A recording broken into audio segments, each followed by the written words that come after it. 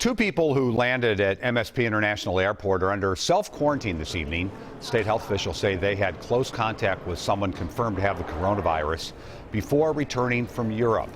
All we know about the flight is that it landed yesterday, and the Department of Health told the pair to self-quarantine for 14 days.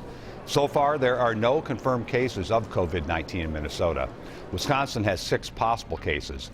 However, the disease is spreading. California reported its first death today, and LA County declared a state of emergency after confirming 6 new cases.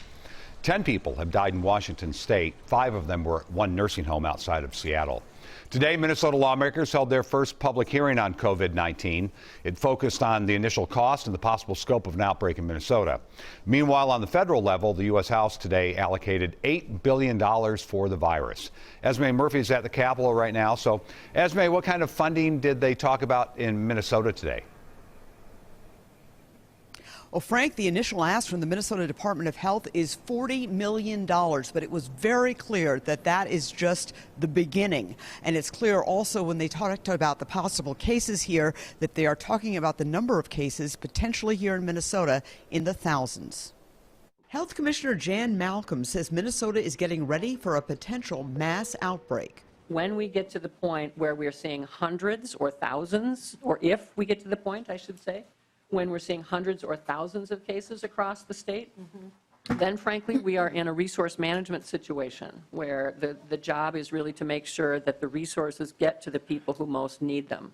The Department of Health presented an initial request of $40 million in emergency funding, including $4 million for personal protective equipment for health workers and first responders. Next point I want to bring to your attention is increasing staffing. The president of the Minnesota Hospital Association said that 80% of COVID-19 cases will require only home care, but 15% will require hospitalization, and 5% will need to be treated in intensive care units.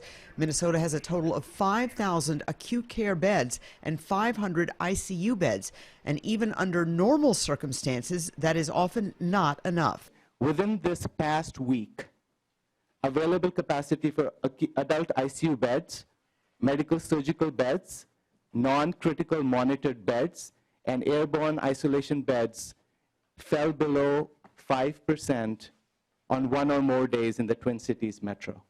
Currently, the state of Minnesota has approximately 450 ventilators. The Hospital Association stressed that hospitals will need supplemental funding from state government to handle the outbreak, but did not put a dollar figure on that amount. It's absolutely critical. And obviously, the final dollar figure to fight COVID-19 here in Minnesota will largely depend on how big an outbreak there is.